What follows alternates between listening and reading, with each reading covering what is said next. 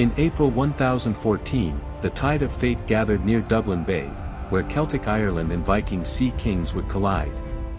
The Tolka River flowed uneasy, mist curling across its surface, as though the earth itself trembled for what approached. They whispered of a woman in white upon the ridges, her presence heavy with sorrow, a warning none understood. Church bells tolled with eerie weight, crows burst skyward, black wings scattering as omens fell upon men's hearts. In smoky halls, elders whispered the High King would march, binding Ireland's clans into one host for final reckoning. From across the grey sea came a Viking fleet, dragon-headed prows slicing mist, warriors in mail thirsting for conquest.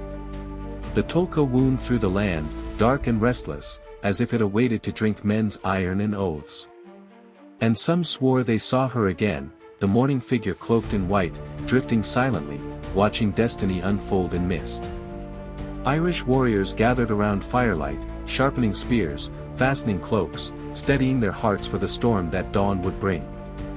Farmers and shepherds stood transformed into soldiers, bound by faith and duty, shields gripped firm, spears lowered for their homeland. Across the bay, Norsemen readied for slaughter, tightening belts, sharpening axes, their chainmail glistening with sea spray and menace. In his tent, High King Brian Boru knelt, aged hands clasped, sword set aside, placing Ireland's fate within God's will. Some whispered that a mourning figure drifted by his tent, her shadow brushing canvas walls like a sigh in night. Scouts thundered through misty fields, cloaks streaming, spears rattling, bearing grim news, the invaders were near, closer than any had feared.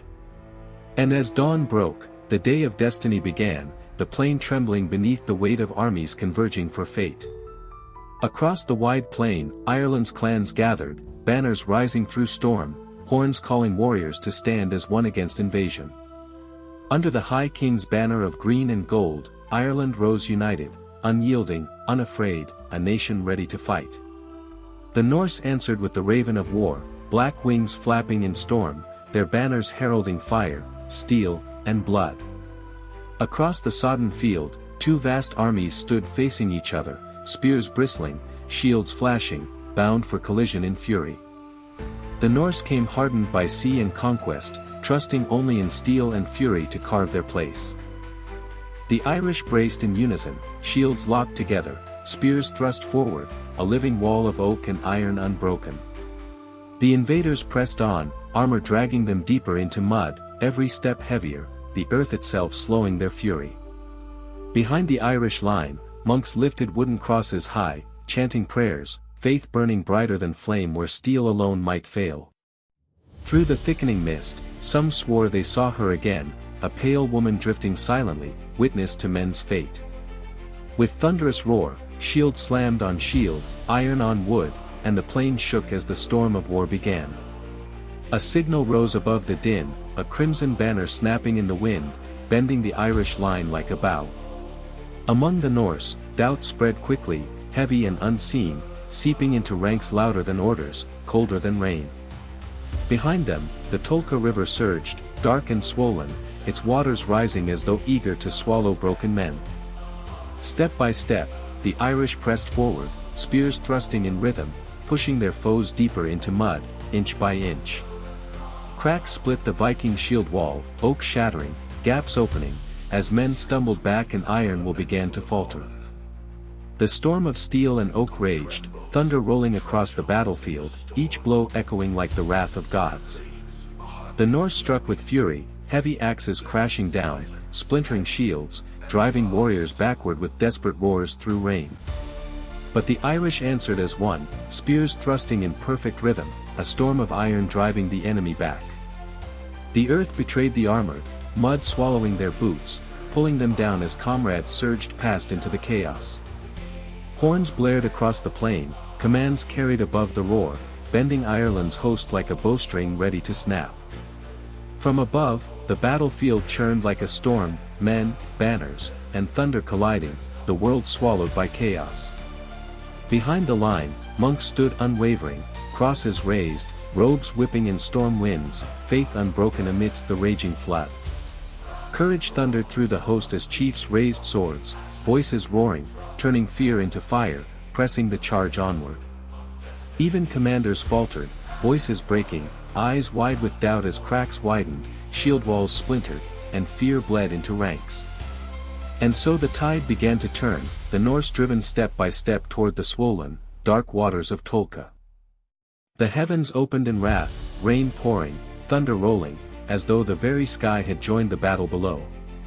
Steel and wood gleamed under torrents of rain, water streaming across shields and helmets, warriors blinded but still unyielding. The Irish bow snapped closed, its point plunging deep, formations bending, crushing, pressing into the invader's bleeding heart. Shields shattered, banners fell, warriors stumbled back, and the Norse wall buckled beneath the furious storm of Ireland's charge. The river swelled and surged, dark and restless, its waves striking banks as though eager to claim drowning souls.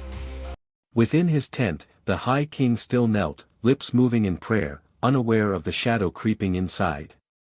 But not all shadows lay beyond the field, one moved silent within, cloaked and faceless, its weapon hidden in folds. In silence, fate struck, the axe raised high, candles flickered, canvas shook, and destiny ended with a whispering blow.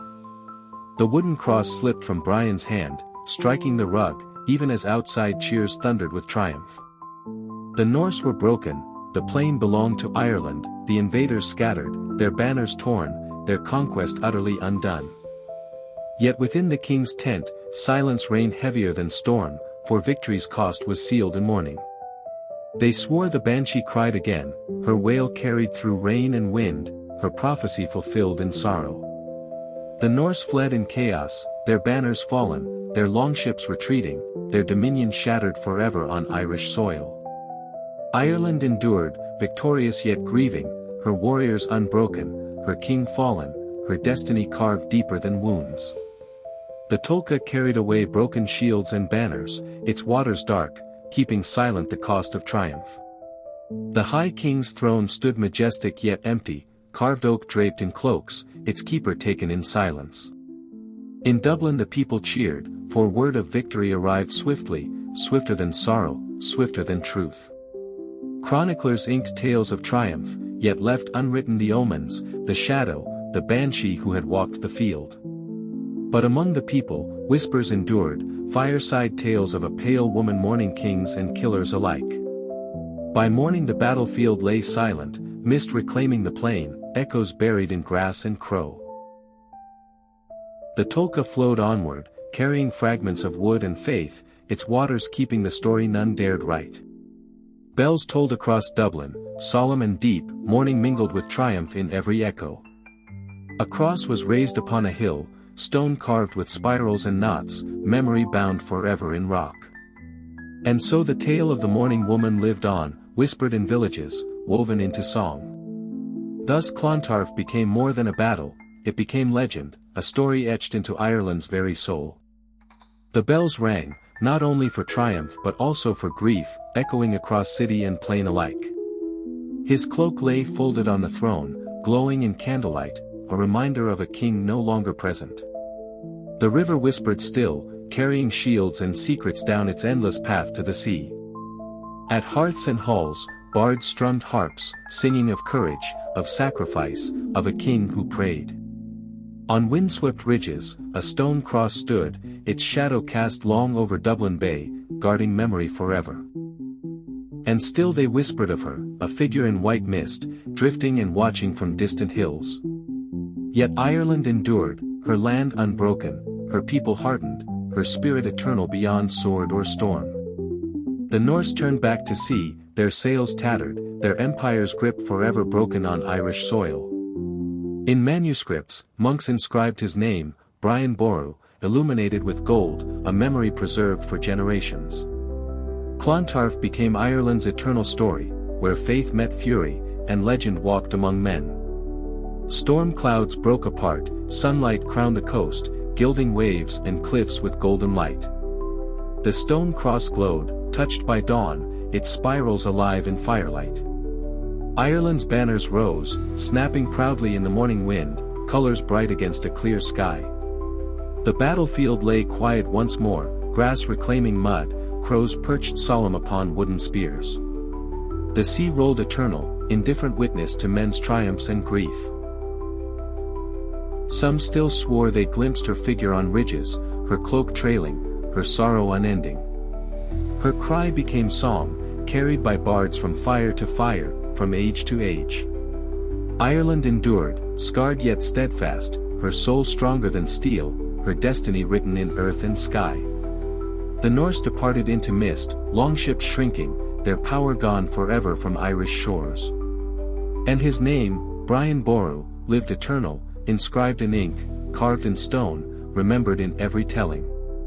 Clontarf was not only a battle but a story unending, binding faith, fury, and legend together. And in the mist, they said, her cry still lingered, haunting river and field alike. A reminder that victory and loss are forever bound as one. What do you believe?